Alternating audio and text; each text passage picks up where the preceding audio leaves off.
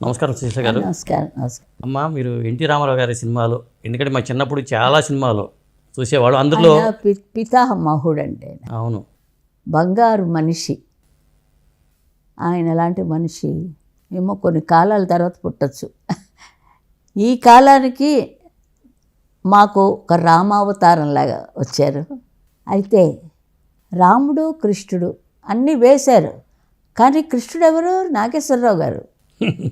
జనాలు అవును, మనం చెప్తున్నప్పుడు అంత బాగా చెప్పాలి.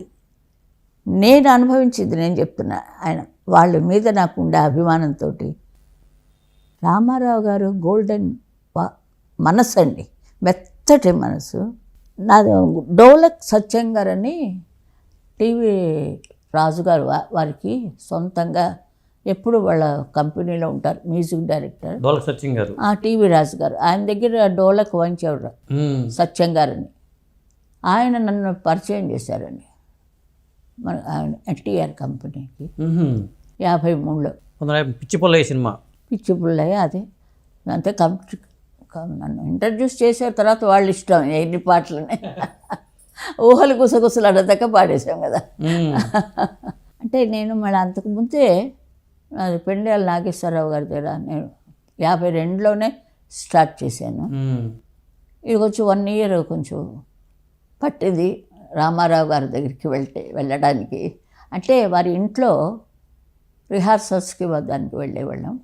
ఇంకా బసవ తారకమ్మ గారు మహా ఇల్లాలండి ఆవిడ. అంటే చెప్పుకోవడం కాదు, అది నిజంగా మనస్ఫూర్తిగా నేను చెప్తున్నానండి. మరి మిగతా అందరికీ ఆవిడ ఒక మాట మాట్లాడరు, ఎప్పుడు నవ్వుతారు. మేము రిహార్సల్ అయిపోయిన తర్వాత లోపల వెళ్ళిపోతాం, ఆవిడతో తాగేసి అక్కడే ఆవిడతో మాట్లాడి ఎక్కువ మాట్లాడరు. ఆవిడ ఎంతోమంది పిల్లల్ని రామారావు గారికి ఇచ్చారు. పిల్లలు అంతమంది చల్లగా వాళ్ళందరూ 100 ఏళ్ళు చల్లగా ఉండాలి రామారావు గారు. ఇది కలియుగం ఎండ్ అయ్యేదాకా ఇది అందరి నోట్లో మెలగాలని నా కోరిక. అంటే నేను కూడా ఉండను కదా, ఎవరు ఎప్పుడు ఉంటారు ఎప్పుడు పోతారు అంటే ఇప్పుడు అగ్రిమెంట్ లేదు మనకి. అందుకే ఒక నాగేశ్వరరావు గారు, ఒక రామారావు గారు, కృష్ణార్జున్లాగా వాళ్ళిద్దరూ నాకు భిక్ష పెట్టారండి. సంగీత భిక్ష వాళ్ళ ప్రొడక్షన్స్లో పాడి నేను ఇంత దాన్ని అయ్యానంటే వాళ్ళ యొక్క ఆ స్తంభాల యొక్క దాని మీద ఎక్కి మూల స్తంభాలుగా వాళ్ళు చాలా అన్నపూర్ణ పిక్చర్స్. ఆవిడ చాలా నాగేశ్వరరావు గారు చెప్పక్కర్లేదు, ఇద్దరికిద్దరేనండి. మన ఇల్లు పావనం చేశారు రామారావు గారు. అప్పుడు నాకు కొంచెం అదే మా వారు ఇదవడం నుంచి ఇంటికే వచ్చేసారు. ఇంటికి చక్కగా మఠం వేసుకొని కూర్చొని మా అని చెప్పి నన్ను ఓదార్చి ఒక గంట ఉన్నారు. ఇక్కడ ఆ సోఫాలో కూర్చొని మఠం వేసుకొని కూర్చున్నారు.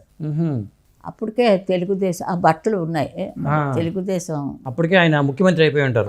అలాగే అనుకుంటాను. అంతకుముందు ఏంటంటే ఏదో వచ్చిందండి, కరువు కాటకాలు లాంటివి ఏవో. అది ఉప్పిన తుఫాన్ వచ్చిందండి. తుఫాన్ ఉప్పిన అవి అందరూ ఏకం. సినిమా వాళ్ళు దూరంగా ఉంటారండి, ఏదైనా వచ్చిందని అందరూ కలిసిపోతారు. అది చాలా అంతమందికి తెలియదు. ఎందుకంటే నేను ఇన్ని భాషల్లో పాడడం నుంచి కొంచెం అది కూడా వస్తుంటుంది. తమిళ అలాంటివి ఏదో వస్తుంటుంది.